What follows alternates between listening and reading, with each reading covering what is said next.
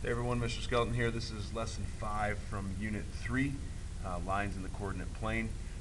You're going to probably notice a lot of familiar topics when you go through the notes today.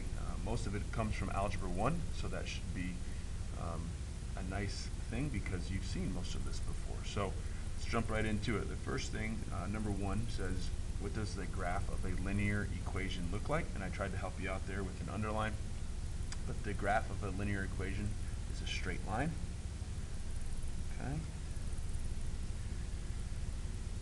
Number 2, do you remember what the form listed below is called? Can you label what the different variables stand for? Here's your y equals mx plus b. That's called slope intercept form. And your m is your slope. We usually talk about rise over run, right? You're going to hear me talk about rise over run today. And your b is your y-intercept. Your y-intercept is where the graph crosses the y-axis. So let me just give you a quick example of what a y-intercept looks like, because I know a lot of students forget that over the years.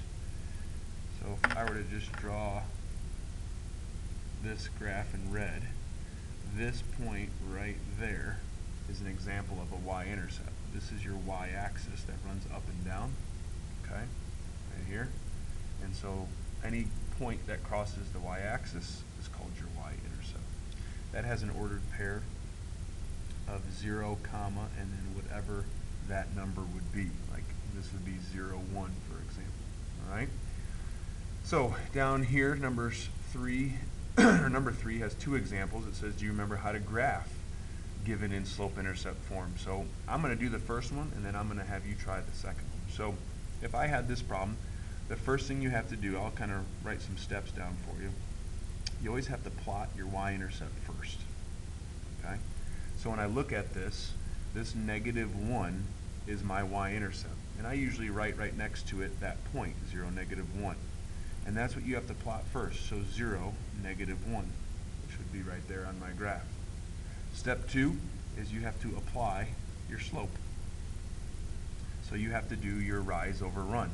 Now, if it's not in fraction form, I always make it a fraction. So 2 becomes 2 over 1. And this is your rise 2 and run 1. So I'm going to go up 2 into the right 1. So from this point, now this is a big mistake that I see a lot of times. Students will go back to the middle or the origin 0, 0. You always apply your slope from your y-intercept. So I'm going to keep my pen on that point, and then I'm going to go up 2, 1, 2, and to the right 1. And a lot of students in Algebra 1 learn to repeat that process. So up 2 over 1, up 2 over 1, and then you can do the opposite. You can go down 2, left 1, down 2, left 1. And then you can string a whole bunch of points together there. Always put arrows on the end of your graph. That is important because lines go on forever. All right, go ahead and hit pause. Try the one right next to it. All right, so we're back here. The first thing we're going to do is graph our y-intercept. So that would be 0, -3 is the point. So 0, -3, 1, 2, 3. That's down right there. Now we have an interesting situation here with this negative sign out in front. A lot of students, when there's a negative out in front, aren't sure where it goes. Does it go to the 1? So does that mean I go down 1? Or do I put it on the bottom of the 2 and that mean go left 2? I want to write this down for you just so we're all on the same page. You'll notice I put a negative sign out in front of the 1/2. I put the negative on the 1, and I put the negative on the 2. All 3 of those are the exact same. So it doesn't matter. I usually do this, the one in the middle. When I have a negative on a fraction, I usually put it on the top. So from this point, I'm going to go down 1 and then to the right 2 because the 2 is still positive. So 1, 2. Down 1, right 2. You can go up 1, left 2. Up 1, left 2. And there's your graph. Okay? Connect the dots. Make sure you have arrows on the end. One important note here for you. I like these 2 examples because this example here has a positive slope. Anytime you have positive slope, your graphs are always going to run from the bottom left going up to the right in that direction. Anytime you have a negative slope, okay, your graphs will always run this way. So from the bottom right going up to the left. So you can see the difference. Positive slopes always go this way. and negative slopes always coming across going this way, okay? Let's look down at the bottom here. Number 4 says, what about the next two lines? What specific types of lines are these? Even in Honors Algebra 2, which I teach, I have a lot of students who will kind of get confused or may take a second to remember these because it doesn't look like y equals mx plus b. They just see y equals a number and x equals a number. So you have two types of situations here. You have horizontal line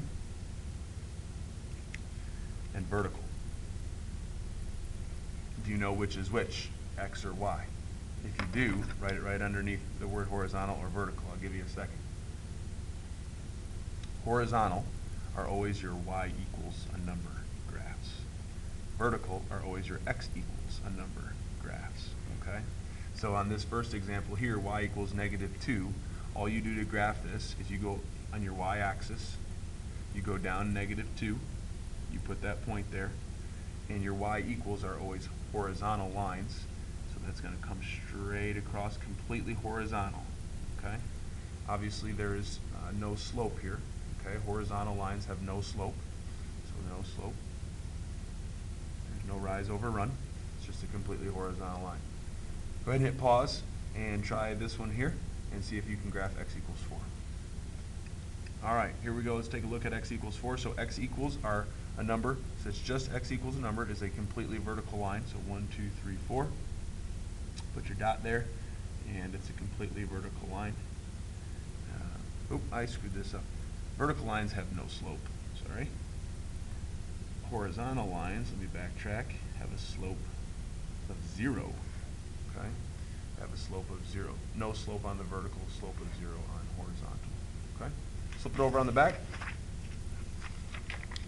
So on the back with number 5, it says, do you remember what this form of linear equation is called? This is ax plus by equals c. This is called standard form. Okay, in standard form, there's a reason you use standard form, and that's, I'm going to put a little asterisk here, to find the x and y intercepts.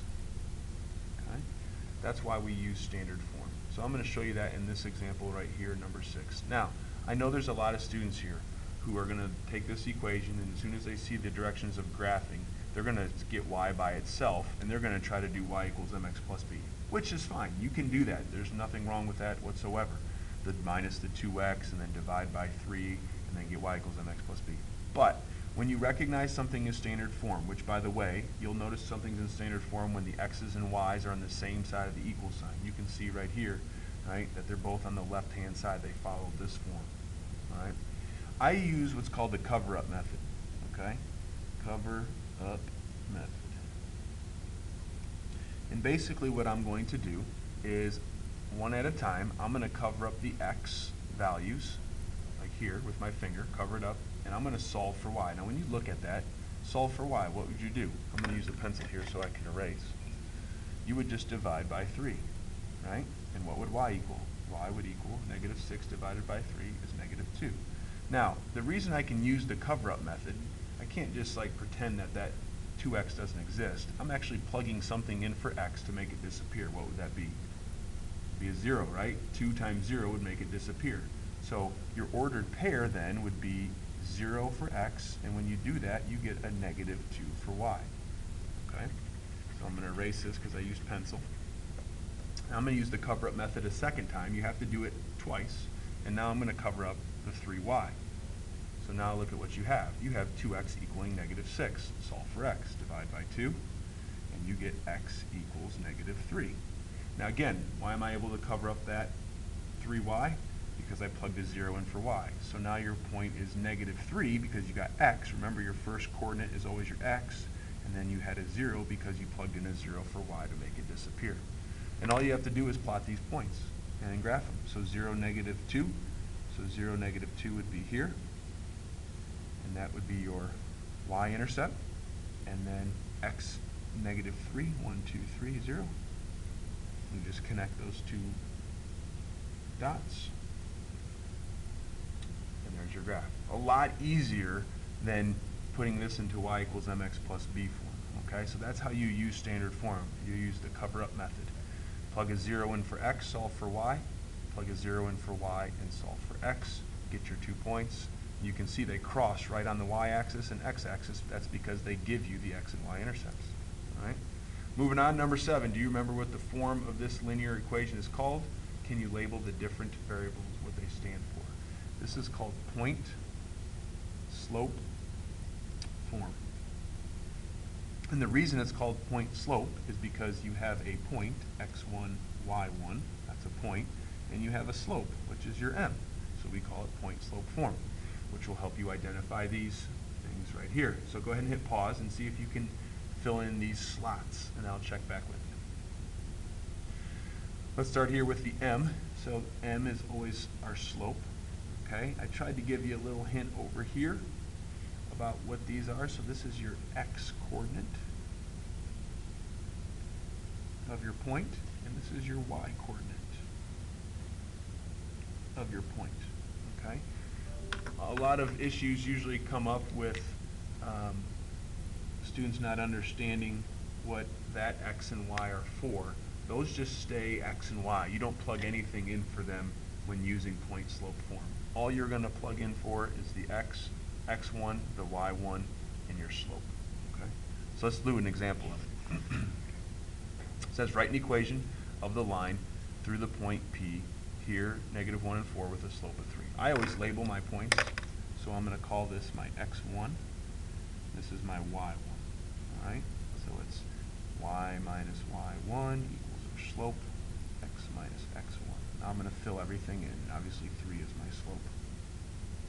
So this would be y minus, I always use parentheses, so I plugged in a 4 for my y1 equals, my slope is 3, times x minus a minus 1. Again, I use parentheses when I plug something in, and that's helpful because what do you see? You see double negatives, right? So let's simplify this. Y minus 4 equals 3, x plus 1, because double negatives make a positive. And then you're going to distribute this 3. Right? And then you're going to add 4. And our final answer would be y equals 3x plus 7. And that is using point slope form to come up with an equation of a line that goes through that point and with a slope of 3. Okay? So down at number 9, the last example, says write an equation of in slope-intercept form. So it tells you what slope-intercept form, that's y equals mx plus b.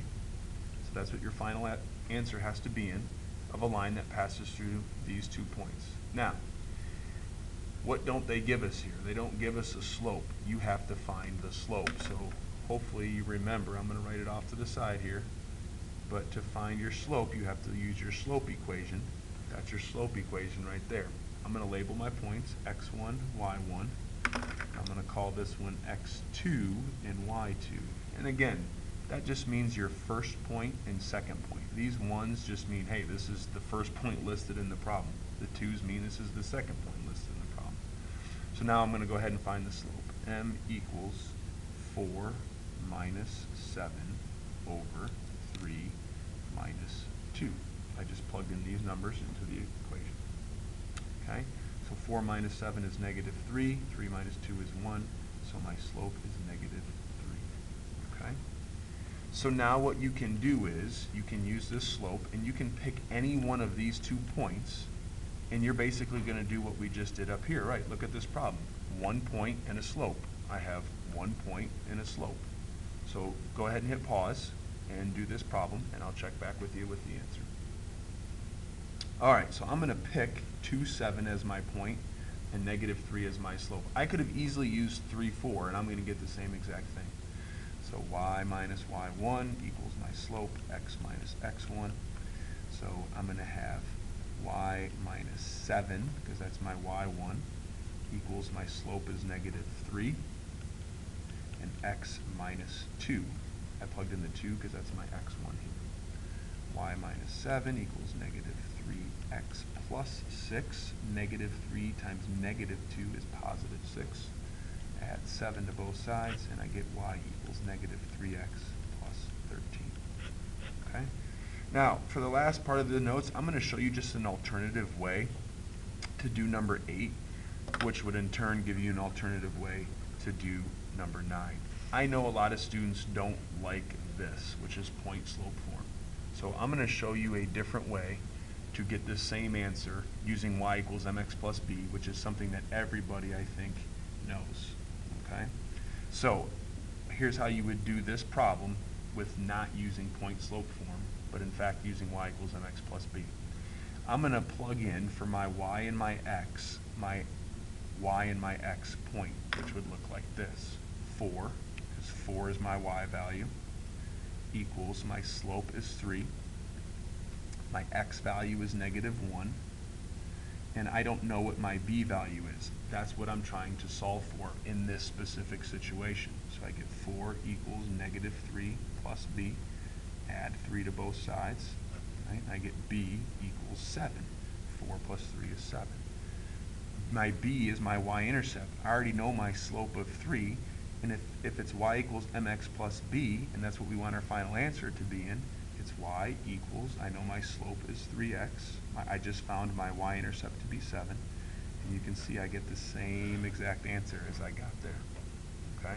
Some students like that, and maybe even a little bit faster. Again, down on number 9, you can do the same exact thing. You still have to find the slope first on number 9. There's no shortcut about that. But off to the side here, I could go y equals mx plus b. I could still take this point of 2, 7 that I used. Let me slide over here, sorry. I could still use this point of 2, 7 that I used. So it would be 7 equals my slope I found to be -3, x value of 2 plus b. So 7 equals -6 plus b. Add 6, and I get 13 equals my b value. Once I have that, I have my slope, so it's y equals -3x plus 13, which is the same exact answer as I got right there. Okay? So this is all Algebra 1 review. Let me just go over real quickly what we went over. We went over y equals mx plus b, which is important. We just talked about that. We went over standard form, which is the cover-up method. Okay, we talked about the cover-up method. And then the last thing we kind of talked about is our point slope form, which is right here. Okay, but I also showed you an alternative way that allows you not to have to use point slope form. You can always use y equals mx plus b. All right? I wish you the best of success on the assignment, and if you have any questions, like always, please don't hesitate to ask. I'd be happy to help you out.